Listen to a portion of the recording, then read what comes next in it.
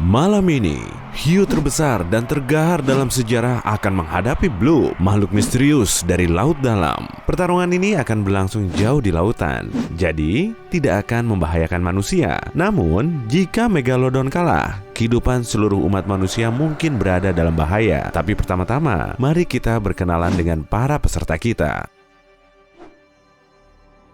Megalodon adalah predator laut purba, hiu raksasa yang ditakuti semua makhluk air selama jutaan tahun. Megalodon tidak memiliki kompetitor di lautan. Hewan ini berada di puncak rantai makanan. Penghuni laut saat ini sama sekali tidak menyadari betapa beruntungnya mereka karena monster ini punah sekitar 3 juta tahun yang lalu. Namun, manusia tidak bisa mengetahui sepenuhnya kalau hewan ini sudah benar-benar punah.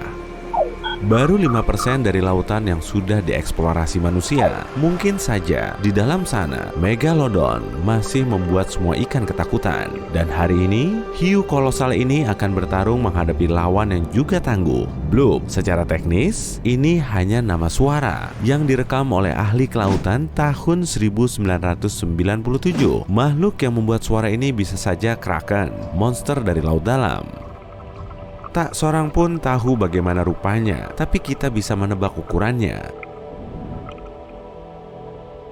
Saking kuatnya Bloop yang berfrekuensi rendah ini, ia bisa terdengar oleh sensor khusus yang berjarak sekitar 4.800 km.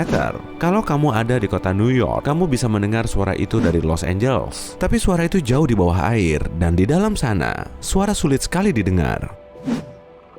Ukuran makhluk yang bisa membuat suara itu bisa jadi berkali-kali lipat lebih besar daripada paus biru, hewan terbesar yang hidup di bumi. Menariknya, sumber suara ini berlokasi di dekat tempat paling terpencil di bumi, Point Nemo. Lokasinya terletak lebih dari 1.500 km di lepas pantai 3 kepulauan terdekatnya. Tempat ini adalah salah satu tempat yang paling jarang diteliti di dunia. Point Nemo digunakan oleh banyak perusahaan sebagai tempat pembuangan akhir luar angkasa karena jaraknya yang jauh dari daratan. Setiap tahun, satelit jatuh ke tempat itu. Namun hal terburuknya adalah koordinat kota Highland kuno, R'lyeh, ada di dekat Point Nemo. Kota ini digambarkan dalam buku karya H.P. Lovecraft. Di antara reruntuhan R'lyeh, hiduplah makhluk bernama Cthulhu. Kenapa cara bacanya beda sama tulisannya ya? Aku juga bingung. Hey Cthulhu, namamu susah disebut. Seperti ada kucing yang berjalan di atas keyboard dan jadilah nama itu. Makhluk ini sepenuhnya fiksi, tapi banyak orang berpikir kalau ia adalah sumber suara Bloop. Kemungkinan Megalodon memenangkan pertandingan ini sangat kecil karena Cthulhu itu setengah dewa. Makhluk ini punya tangan, kaki, sayap, dan kepala yang mirip dengan gurita kolosal atau kerang dengan lusinan tentakel panjang. Sulit menentukan ukuran Cthulhu, tapi kalau kamu percaya dengan catatan dan gambaran para penulis, tingginya bisa mencapai hingga 90 meter. Ukuran Megalodon 5 kali lebih kecil, panjangnya sekitar 20 meter atau sedikit lebih kecil dari sebuah gerbong kereta. Makan siang lezat buat si monster hiu. Berat hiu ini sekitar 100 ton, kira-kira seberat 2 tank. Sementara berat Cthulhu juga tidak diketahui, tapi tidak diragukan lagi kalau Cthulhu mudah saja mengangkat 2 tank dengan tangannya. Namun, Cthulhu bisa dengan mudah mengubah ukuran dan bentuknya sesuka hati. Ia bisa menjadi makhluk apa saja, dari yang seukuran manusia biasa hingga sebesar benua. Selain itu, Cthulhu dapat menumbuhkan sejumlah anggota tubuh, tapi kita sebaiknya tidak terlalu jauh berhayal. Bagaimanapun, Megalodon sama sekali tidak akan bisa menang. Anggap saja ukuran Cthulhu tidak akan berubah. Jadi, dari ukuran, Megalodon kalah dari lawannya. Cthulhu adalah makhluk purba yang bijaksana dan berusia lebih dari 1 juta tahun. Makhluk ini memiliki pengetahuan rahasia dan telepati. Megalodon tak lebih dari hewan yang hanya mengikuti instingnya. Kepintaran adalah salah satu keuntungan yang wajib dimiliki dalam pertandingan apapun. Jadi, lagi-lagi Cthulhu menang dari si hiu raksasa. Lovecraft menggambarkan Cthulhu tidur selama beribu-ribu tahun lamanya dan menunggu dibangunkan untuk memulai hari kiamat. Oleh karena itu, semua manusia di seluruh dunia menginginkan agar Megalodon menang. Untuk mendukung si hiu raksasa, manusia mengirimkan kapal-kapalnya sebagai bala bantuan. Agak curang memang, tapi tetap saja pemenangnya Cthulhu. Monster ini bisa mengendalikan manusia secara telepati. Cthulhu cukup memberikan perintah kepada setiap laut dan semua kapal langsung menjauh dari arena peperangan. Oh ya, apa kamu tahu makanan favorit monster laut ini? Fish and chips. Haha, lelucon lama, tapi tetap renyah. Sementara itu, saat Cthulhu teralihkan oleh kapal, Megalodon punya kesempatan. Ada dua hal yang dimenangkan hiu raksasa ini dibandingkan sang monster setengah dewa. Pertama, kecepatan. Kecepatan berenang Megalodon tidak seberapa, hanya sekitar 17 km per jam. Atlet saja mampu lari lebih cepat. Namun, bagi si raksasa Cthulhu, ini termasuk cepat loh. Megalodon bisa bermanuver mengelilingi si monster hijau dengan gesit. Dan berkat kulitnya yang halus, hiu raksasa ini bisa dengan mudah lari dari genggaman sang monster setengah dewa. Megalodon berenang di belakang Cthulhu dan menggunakan keunggulan keduanya, rahangnya.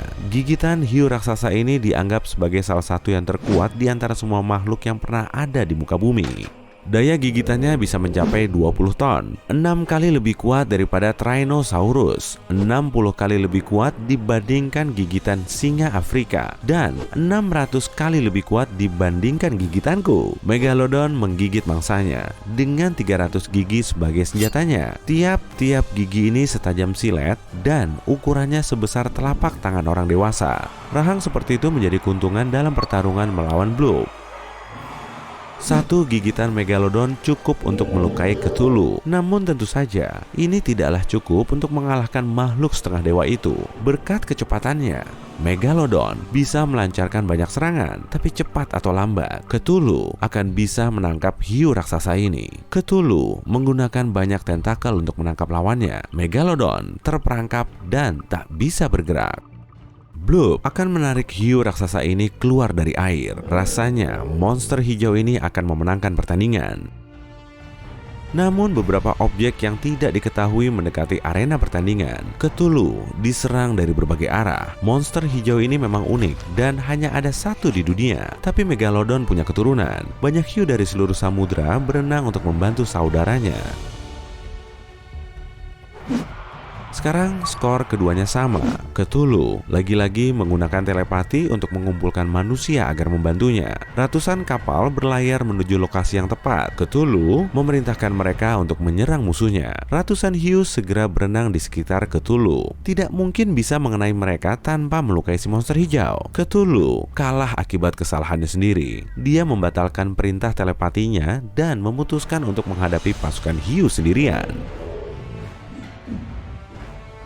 Cthulhu menggunakan tentakelnya untuk menangkap hiu satu persatu. Namun pasukan hiu ini bekerja dengan sangat baik sebagai tim. Begitu satu hiu tertangkap, yang lainnya menggigit tentakel Cthulhu dan membantunya kabur. Semua serangan Cthulhu gagal. Makhluk ini memerlukan waktu untuk memikirkan strategi baru. Tapi kemana dia harus mundur ketika banyak sekali musuh bertebaran di mana-mana? Kembali ke kota kuno berarti mengakui kekalahannya. Cthulhu mendapatkan ide. Dia melebarkan sayapnya dan membuat satu kopakan menyerupai ledakan yang melontarkan semua hiu ke segala arah. Sang monster melayang ke permukaan. Gelombang dan tsunami lain terbentuk di lautan. Cthulhu naik ke udara. Awan hitam berkumpul, kilat bergemuruh, petir menyambar ke seluruh tempat, dan hujan deras mulai turun. Cthulhu berada di langit, tepat di atas sekumpulan Megalodon. Monster hijau ini beristirahat sejenak dan sekarang telah siap untuk kembali menyerang. Siulan melengking terdengar di atas Cthulhu. Ada satu satelit jatuh, membelah awan badai. Kemudian satu lagi. Cthulhu tidak siap menghadapi serangan reruntuhan dari luar angkasa. Makhluk ini menyelam kembali ke air dan sekali lagi kembali ke reruntuhan kota kuno. Megalodon memenangkan pertarungan ini dengan kekuatan terakhirnya. Sayangnya, untungnya pertarungan seperti ini tidak akan pernah terjadi. Megalodon punah jutaan tahun yang lalu. Kemungkinan spesies ini masih hidup adalah 0,0001%. Tapi kabar baik bagi penggemar Megalodon, kamu bisa menemukan gigi makhluk ini yang berusia jutaan tahun di banyak lokasi di dunia, tempat orang berkumpul untuk memburu artefak ini. Para ahli dan wisatawan menjual gigi yang ditemukan demi mendapatkan banyak uang atau menyimpannya sebagai souvenir. Sementara Bloop, kamu bisa memainkan rekamannya di internet dan melihat kalau ini bukanlah si Cthulhu atau semacam monster laut. Badan Administrasi Kelautan dan Atmosfer Nasional Amerika Serikat atau NOAA mengonfirmasi kalau Bloop sebenarnya adalah bunyi es. Saat retak dan runtuh, gunung es menghasilkan suara yang kuat dan berfrekuensi sangat rendah. Ada banyak sekali rekaman gempa es terkenal yang memiliki kemiripan dengan Bloop.